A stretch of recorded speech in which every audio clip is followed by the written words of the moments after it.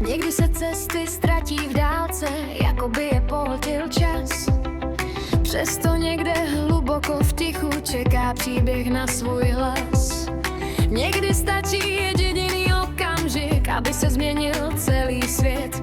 Dvě duše se znovu potkají, jako by se znali od nepaměti. Ne všechno se dá vysvětlit slovy, některé odpovědi nosí jen srdce. Osud nikdy nespěchá, ale vždy ví, kdy spojit správné cesty. Dvě duše, jedna cesta, dva příběhy v jediném snu. Každý krok píše novou kapitolu, kterou četá hlas srdcí. Společné chvíle, tiché úsměvy, vzpomínky ukryté mezi hvězdami. To nejkrásnější nevzniká náhodou, ale z okamžiků prožitých naplno. Každý nesl vlastní příběh, radosti i skryté jizvy. Každá překážka měla svůj význam, aby jednou všechno dávalo smysl. Společné cesty nejsou o kilometrech, ale o tom, co zůstane v duši. Každý pohled, každý smích, každé ticho, které léčí víc než slovem.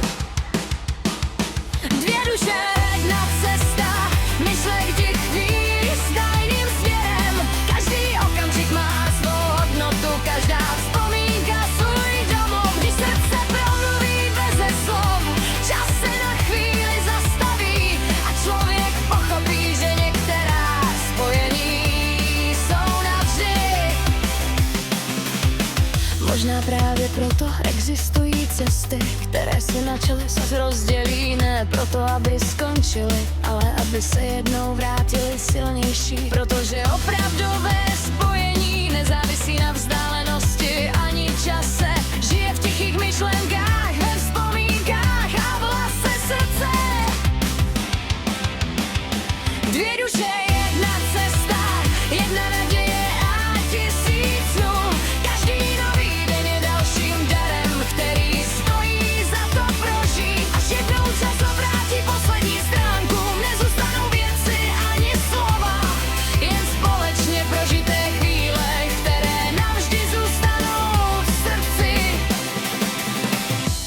Některé cesty nezačínají náhodou, některé hlasy zůstávají navždy v duši.